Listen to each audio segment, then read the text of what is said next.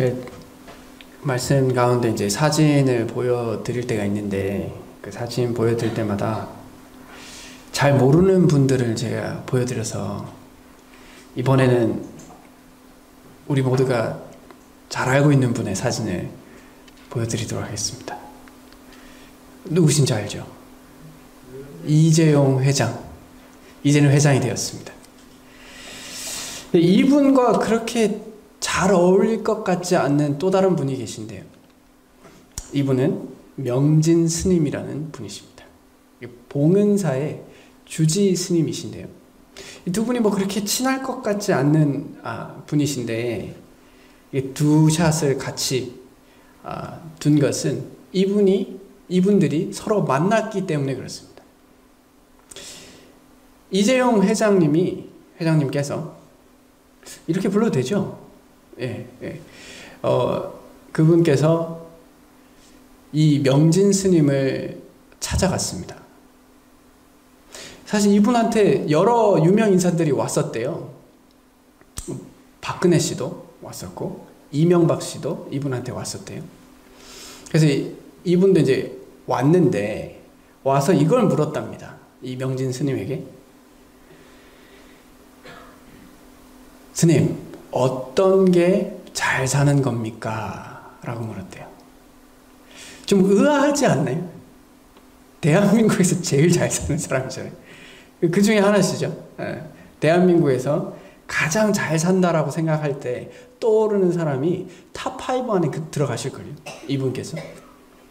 그런데 이분이 이 스님한테 어떤 게 잘 사는 겁니까? 라고 물어봤대요.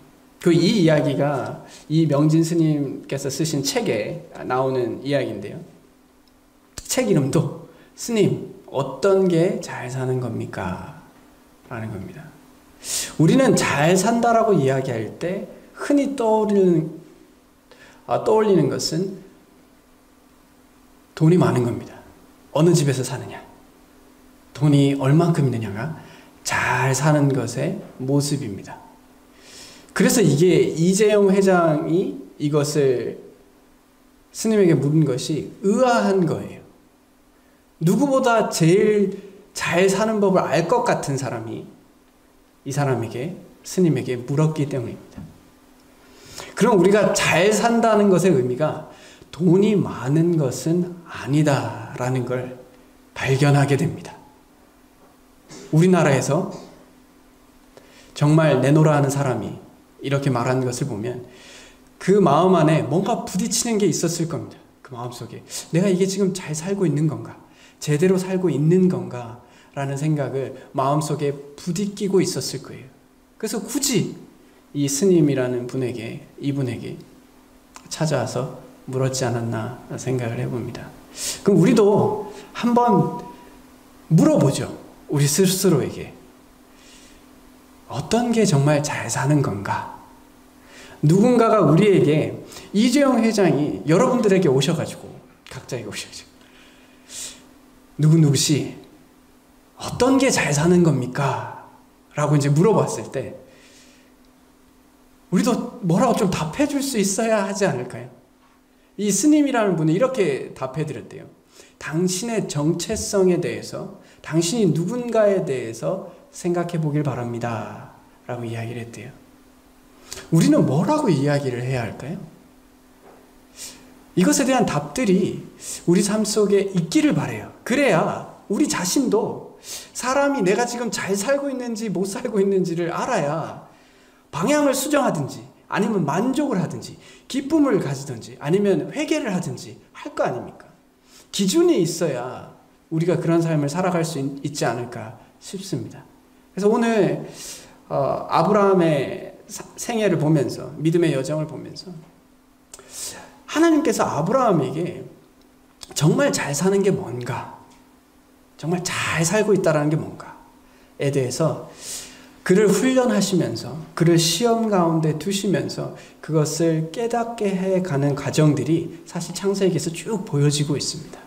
그래서 오늘 본문의 말씀, 창세기 12장 10절에서 20절 말씀을 통해서 우리가 정말 하나님께서 우리가 어떻게 살기를 원하고 또 정말 어떤 게 잘 사는 건지에 대해서 우리 스스로 말씀을 통해서 답변을 얻을 수 있었으면 좋겠고, 들어가기에 앞서 한 가지 더 말씀드리고 싶은 게, 우리가 잘 먹는다라는 개념이요.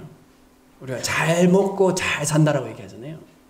여기서 잘 먹는다라는 개념에 있어서 우리가 항상 비싸고 맛있고 몸에 좋고 몸에 영양가 넘치는 것을 먹는 게 정말 잘 먹는 걸까요? 그리스도인들에게는 하나가 더 있다라고 생각합니다. 영적인 양식을 먹는 것이 잘 먹는 것의 하나의 모습일 것이다 라고 생각합니다. 그래서 정말 잘 먹어야 잘 살 수 있는 것처럼 우리가 하나님의 말씀을 공급받고 또 잘 소화시키고 그 말씀이 우리 가운데 머물 때 우리가 잘 먹는다라는 말의 의미를 다시 한번 생각해 볼 수 있는 것 같습니다. 그래서 오늘 말씀도 우리가 잘 먹었으면 좋겠네요. 자, 그럼 10절, 그래서 20절, 10절에서부터 20절 한 절씩 교독하기를 원합니다. 제가 먼저 읽겠습니다. 그 땅에 기근이 들었으므로 아브라함이 애굽에 거류하려고 그리로 내려갔으니 이는 그 땅에 기근이 심하였음이라. 그가 애굽에 가까이 이르렀을 때에 그의 아내 사라에게 말하되 내가 이에 그들을 만나오리라. 애굽 사람이 그대를 볼 때 이르기를 이는 그의 아내라 하여 나는 죽이고 그대는 살리리니. 그러는데 그들은 나의 누이라. 그러면 내가 그들을 말미암아 안전하고 내 목숨이 그대로 말미암아 보존되라 하니라. 아브라함이 애굽에 이르렀을 때 애굽 사람들이 그 여인이 심히 아리따움을 보았고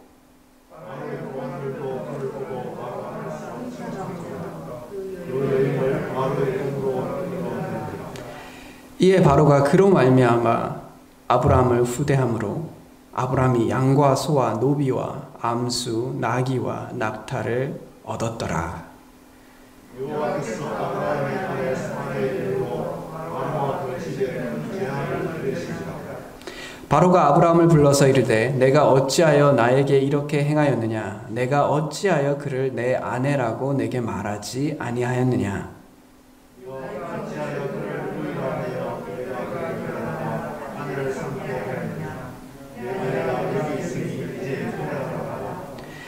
바로가 사람들에게 그의 일을 명하매 그들이 그와 함께 그의 아내와 그의 모든 소유를 보내었더라. 아멘. 아브라함이 정말 믿음의 아버지이죠. 지금은 아브라함이라고 불리지만 이 본문에서는요.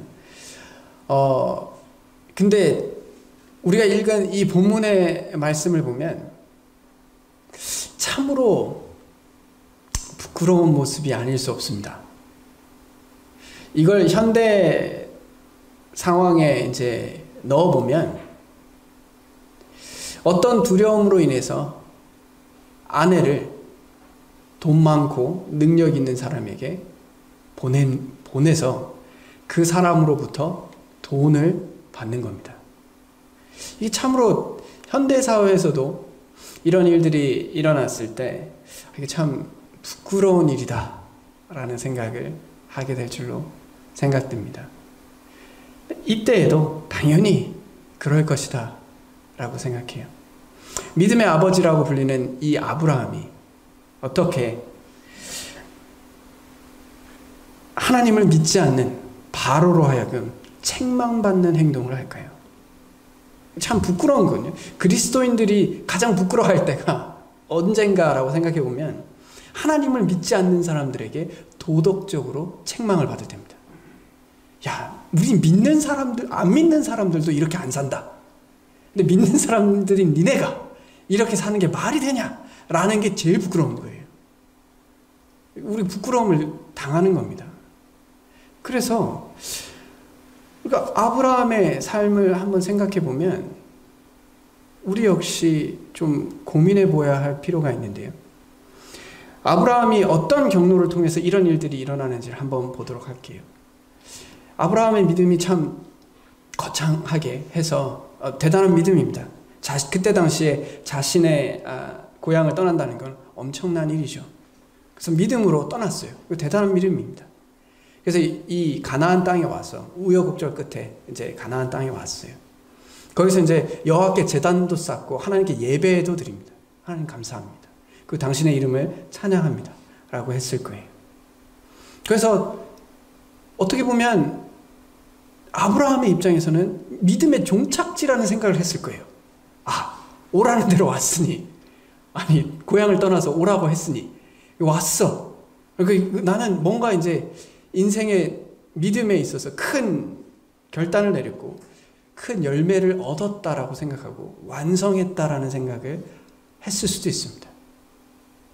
근데 삶이 그렇게 녹록지 않았을 거예요. 이 땅에도 이방신들을 믿는 자들이 넘쳐났으니까. 그래서 그 12장 9절에 보면 남방으로 자꾸 내려왔다라고 했어요. 그러니까 어디 정착할 수가 없었어요.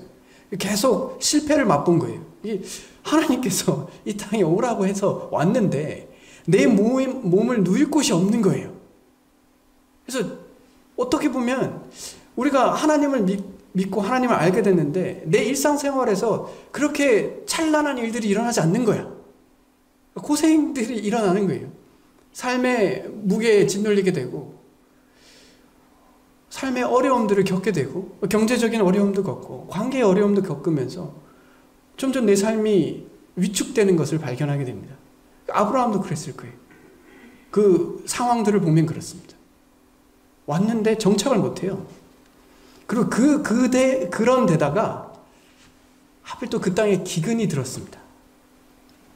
내 입에 뭐 안 들어가는 것도 고통스럽지만 내가 사랑하는 사람들 입에 뭐 안 들어가는 거 볼 때는 더 고통스러울 거예요. 가족들이 있을 텐데 아내가 있을 거고 조카가 있죠. 그리고 또 같이 했던 수족들이 있을 겁니다. 못 먹고 이렇게 기근이 있으니까 먹을 게 없는 거예요. 그런 상황에 처해 있는 거예요. 그럼 마음이 굉장히 위축되겠죠. 그리고 사실 아브라함 입장에서는 이게 좀 억울함도 있을 거예요. 오라고 해서 왔는데 이게 웬 고생인가?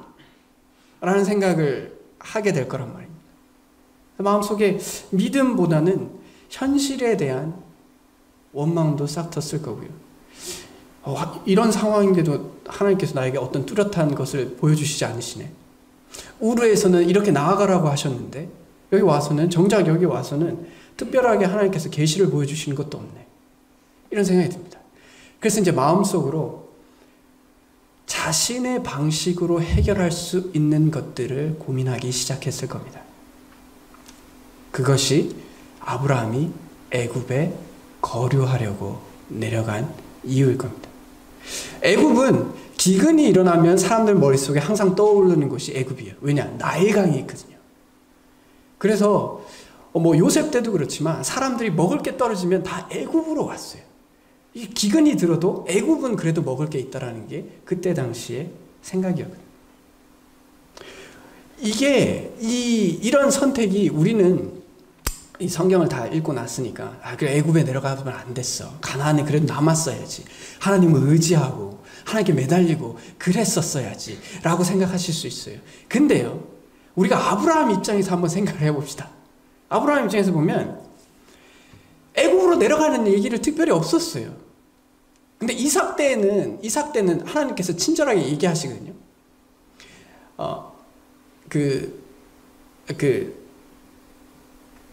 아브라함에게 이 땅에 대해서 이야기할 때 내가 이 땅을 너의 자손에게 준다라고 이야기를 했어요.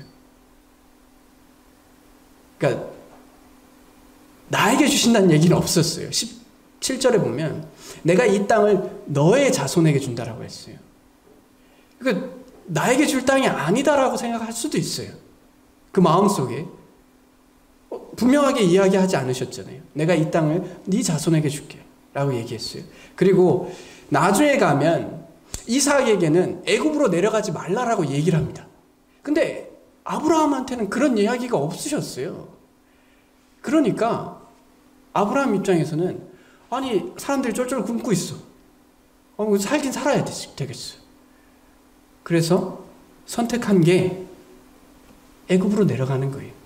그래서 제가 이거를 애굽으로 내려가는 것까지는 제가 아브라함의 믿음이 부족하다 이렇게 이야기하기엔 제가 개인적으로 제 개인적인 분별로는 좀 어렵다라는 생각이 들어요. 근데 그 다음에 한 선택은 이것은 분명히 그의 믿음이 정상적이지 않다라는 것을 보여주게 됩니다.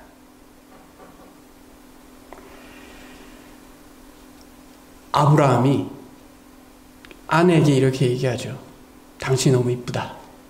그래서 내가 거기에 내려가면 사람들이 나를 죽이고 당신을 차지할 것이다.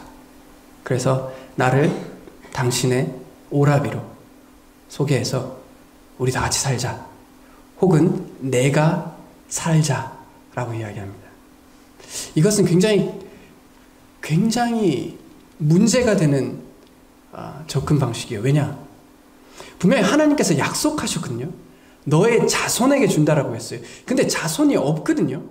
그러니까 사라가 자식이 없어요. 근데 사라를 만약에 다른 사람에게 이제 가게 된다면 정말 하나님께서 약속하신 것에 대해서 완전히 배치되는 삶을 사는 거예요.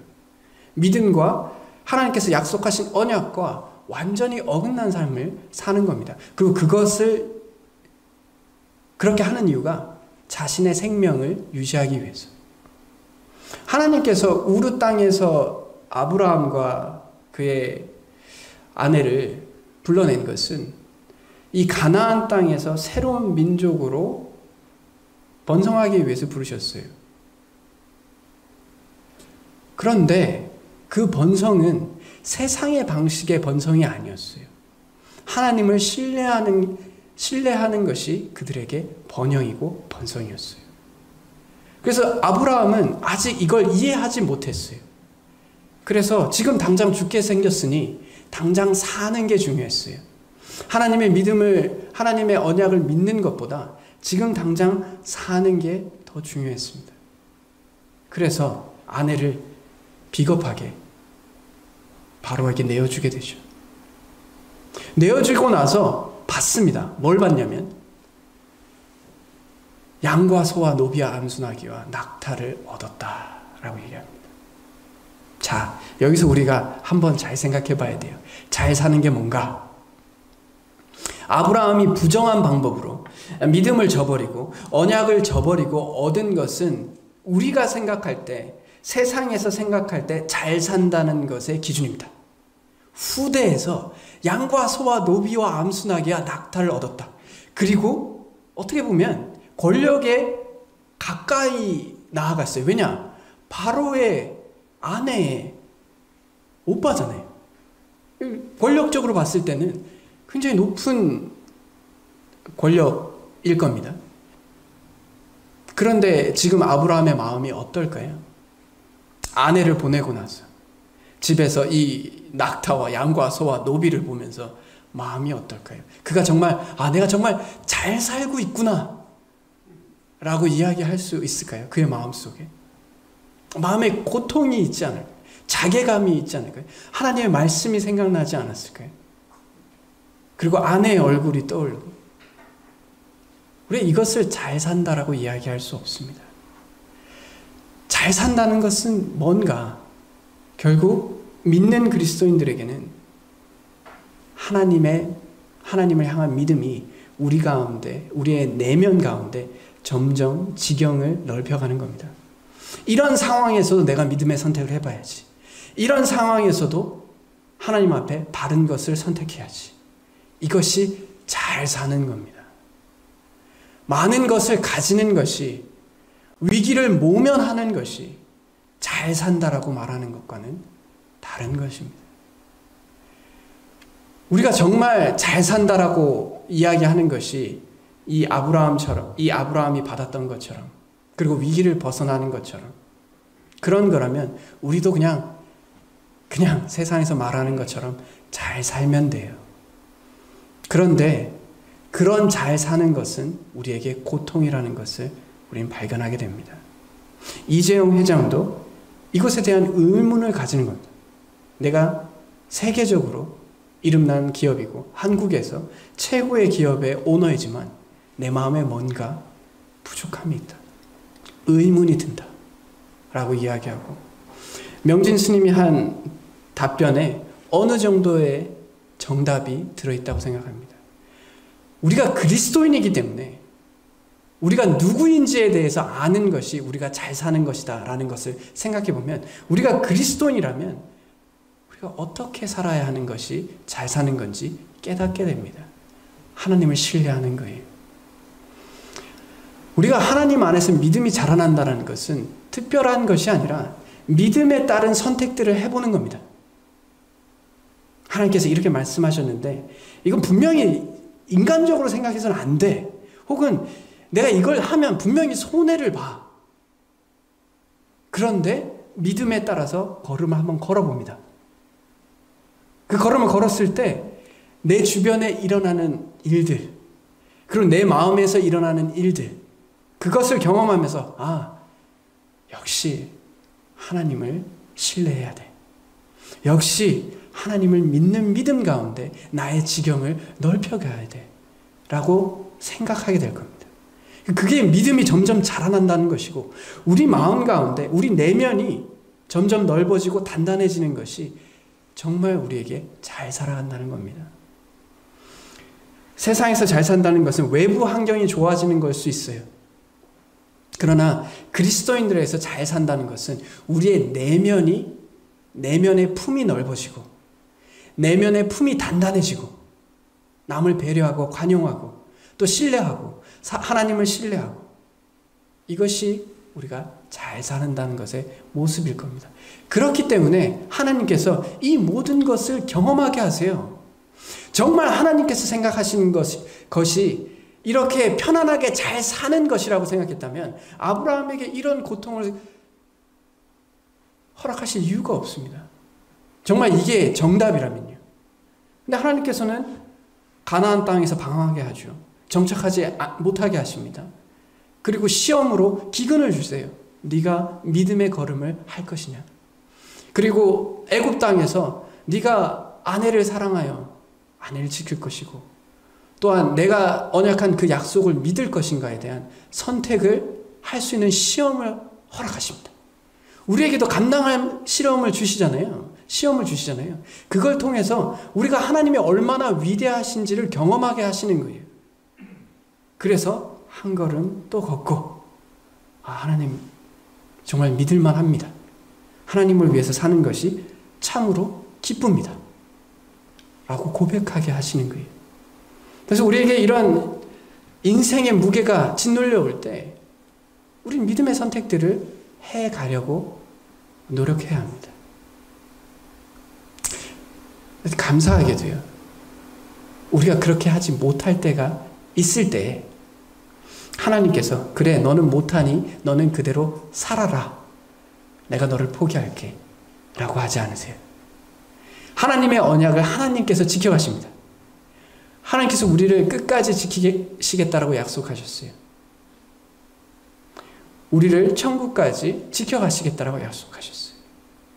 그래서 하나님께서 그 약속을 지켜가십니다. 아브라함도 마찬가지예요. 그래서 아브라함에게 사라가 더럽혀지는 일이 없도록 만듭니다. 그 집에 큰 재앙을 내리죠. 사실 바로 입장에서는 좀 억울한 입장이기도 합니다. 사실대로 그쪽에서 거짓을 말해서 난 그걸 믿었을 뿐인데 큰 재앙을 내려요. 그래서 이 큰 재앙이 정확하게 뭔지 잘 모릅니다. 구체적으로 나와 있지 않거든요. 근데 아브라함이 참 재밌게도 이 상황에서 하나님께서 한 번 구해주시잖아요. 근데 우리가 잘 알듯이 한 번 더 합니다. 20장에 가면 한 번 더 해요.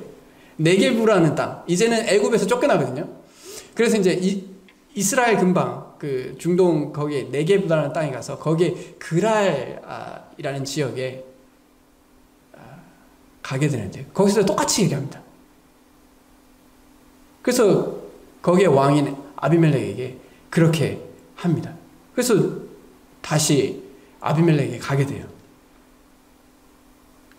그래서 하나님께서 아내 사라의 일로 말미암아서 아비멜렉의 집의 모든 틀을 닫아버리십니다.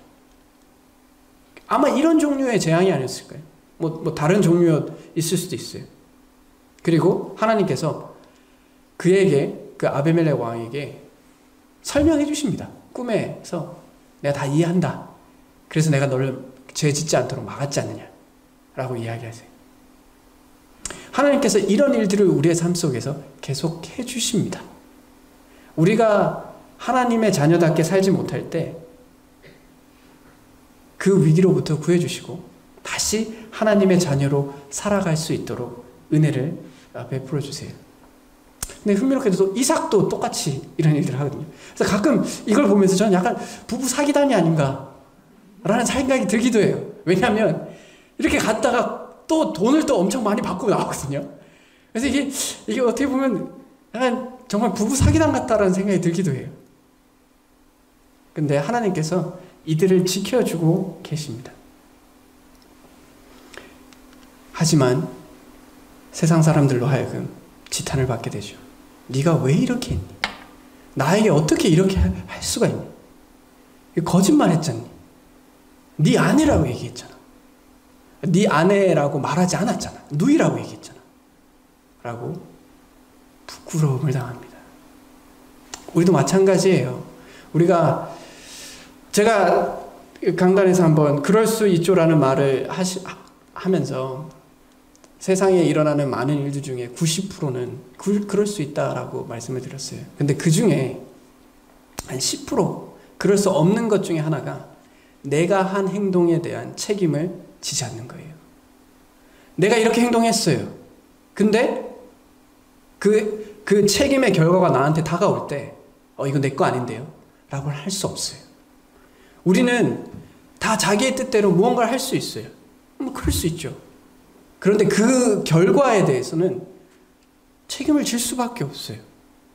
여기 아브라함도 마찬가지예요. 자기가 거짓말을 했어요. 그 책망을 들을 때는 내가 안 했다라고 얘기할 수 없는 거예요. 이것에 대해서는 그럴 수 있는 게 아닙니다. 책임을 감당할 수밖에 없는 거예요.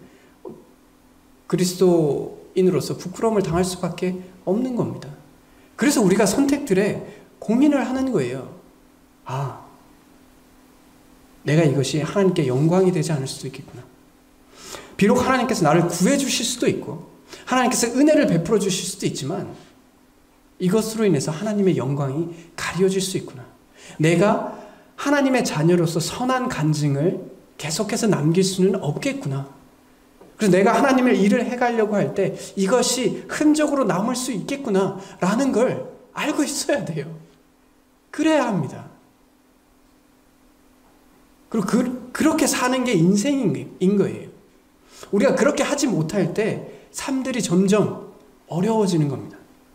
삶이 내가 누릴 수 있던 자유들을 점점 잃어가게 되고 사람들 앞에서 하나님의 선한 간증을 드러낼 수 있는 기회들이 점점 사라져가요.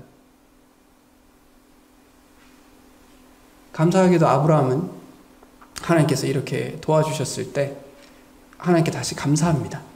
회개하죠. 하나님께 13장 4절에 보면 다시 그 땅으로 돌아와서 여호와의 이름을 부르고 감사하게 돼요. 그리고 그의 삶 속에서 이 경험을 통해서 뭔가 배운 흔적들을 드러나게 됩니다. 그게 뭐냐? 롯과의 관계입니다. 아시는 바와 같이 롯의 수종들과 아브라함의 수종들이 서로 싸워요. 그래서 우리가 그러지 말자. 그러면서 하는 말이 네 앞에 온 땅이 있지 않냐? 네가 좌하면 나는 우하고 네가 우하면 나는 좌하리라. 이 말은 이제 내가 어떤 부나 어떤 욕망을 위해서 내가 적극적으로 무언가를 추구하는 게 아니라 네가 가져라. 내가 양보할게. 네가 선택해라. 그럼 나는 그것으로 만족할게. 라는 마음을 가집니다. 이게 뭐 큰일이 아닌 것 같지만 사실 유산이라고 생각해봐요.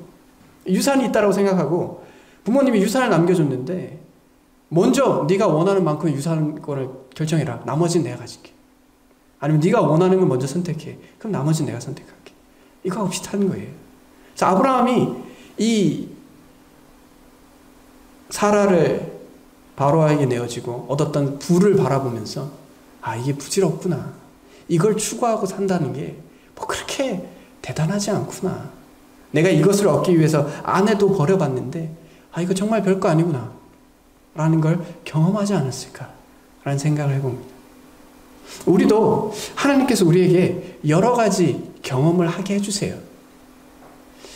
이런 선택을 했을 때 내 삶에 닥쳐오는 여러 가지 경험들을 통해서 뭐가 부질없는 거고, 뭐가 허무한 거고, 뭐가 참된 것이고, 뭐가 진리이며 뭐가 잘 사는 건지 깨닫게 해주십니다. 여러 가지 경험들을 통해서요. 근데 아직 깨닫지 못한 사람이 있어요. 롯이죠. 그래서 롯은 자신의 눈에 보기에 굉장히 좋은 것을 선택합니다. 소돔과 고모라죠. 소돔과 고모를 봤을 때 여호와의 동산 같고 애굽 땅과 같았더라. 그러니까 자기 눈에 굉장히 아름답게 보이는 거예요. 롯은 아직 성숙의 단계가 그 시험을 경험하지 못했어요. 그래서 잘 산다는 것은 또 이렇게도 생각해 볼 수 있는 것 같아요.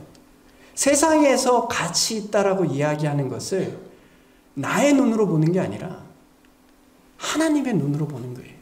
하나님께서 소돔 사람은 여호와 앞에 악하며 큰 죄인이었더라 라고 이야기합니다.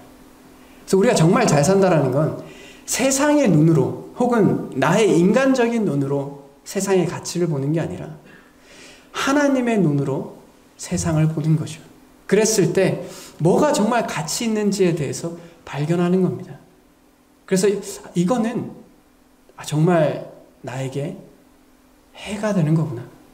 이게 세상에선 정말 좋다라고 자꾸 부추기지만 하나님의 눈으로 봤을 땐 내가 이게 교만하여지고 오히려 나에게 해가 되는 거구나 라는 것을 발견하게 된다는 겁니다.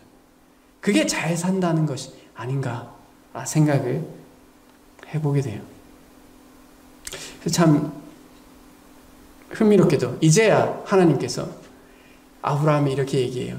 이 보이는 땅을 내가 너와 내 자손에게 준다라고 이야기합니다. 그래서 이 과정은 하나님께서 아브라함에게 줄 땅을 가질 수 있는 성품과 인품과 믿음을 가질 수 있도록 하나님께서 시험하신 게 아닌가라는 생각을 해볼 때가 있어요. 이제야 네가 이 땅에서 믿음을 가지고 내가 준 언약을 지켜갈 수 있는 부분의 한 단계로 자라난 게 아닌가. 우리도 이런 생각을 해봅니다. 사람이 망하기 좋은 조건이 뭐냐? 아무 준비되어 있지 않은 유산을 가지는 거예요. 내가 그 유산을 다룰 수 있는 능력 없이 유산을 갖는 겁니다. 그러면 망하기 정말 딱 좋아요. 왜냐? 그 돈이 자신을 갉아먹으니까. 하나님께서 그렇게 하지 않으셨어요. 도착하자마자 그 땅을 주시지 않으셨습니다. 어떻게 보면 고난과 삶의 무게를 견디게 하신 이후에 이제야 네가 보는 땅이 너와 내 자손에게 주어질 땅이다라고 말씀하십니다. 그래서 우리도 이렇게 한번 생각해 보면 좋을 것 같아요. 우리가 삶을 살아갈 때 고난을 겪을 겁니다. 또 어려움도 겪을 때도 있고요. 그러나 그게 하나님께서 정말로 우리가 잘 살게 하기 위해서 우리에게 시련을 주고 계신다. 혹은 우리에게 시험하고 계신다라는 걸 기억할 수 있었으면 좋겠습니다. 그래서 예전에 제가 그런 말씀을 나눴어요. 성숙하고 싶은 것과 성숙하다라고 불려지는 것은 다른 것이다. 후자는 안 좋은 겁니다. 전자는 하나님께서 원하신 부분이다 라고 생각합니다. 하나님께서는 우리가 성숙되기를 바라요. 하나님을 좀 더 깊이 신뢰할 수 있기를 바라십니다. 그래서 때때로 우리에게 시험을 허락하세요. 그리고 그 과정에 바른 선택을 할 수 있기를 원하십니다. 그리고 혹 바른 선택을 하지 못했을 때 또 구해주세요. 새로운 길을 마련해주세요. 다음엔 좀 더 잘해봐 라고 이야기해 주십니다. 좋잖아요. 이런 삶을 산다라는 것. 우리가 이런 삶 가운데 정말 잘 살 수 있는 사람들이 될 수 있었으면 좋겠고, 이것을 통해서 세상이 우리를 부러워할 수 있었으면 좋겠습니다. 너희들은 도대체 뭔데 그렇게 마음의 품이 넓으며 그렇게 마음의 품이 공고한지 궁금하다, 부럽다 라고 할 수 있을 만큼 우리가 가진 것은 없을 수 있겠지만 정말 잘 살 수 있었으면 좋겠습니다. 그래서 우리 모두가, 누군가가 우리에게 정말 잘 산다는 게 뭐야? 내 마음의 평안이, 내 마음의 품이 넓어지고 만물을 절대자의 눈으로 바라볼 수 있는 것, 이것이 정말 잘 사는 거다 라고 말할 수 있었으면 좋겠습니다. 다 같이 기도하겠습니다. 하나님 아버지, 은혜를 감사합니다. 아브라함의 삶을 통해서 우리의 삶도 돌아보게 하시니 감사합니다. 우리가 아브라함 같을 때가 많습니다. 실수하기도 하고 일부러 자원하여 죄를 짓기도 하고 욕망을 쫓기도 하며 비겁하기도 하고 거짓을 행하기도 합니다.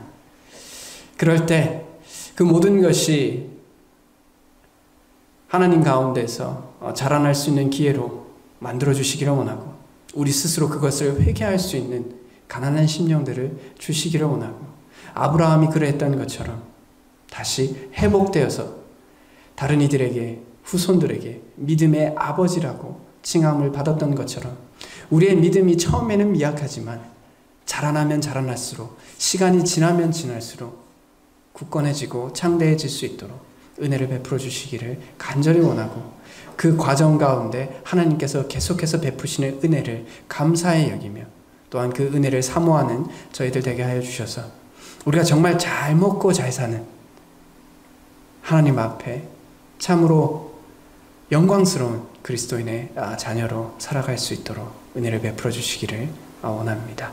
이 모든 것을 우리 주 예수 그리스도의 이름으로 기도드렸습니다. 아멘.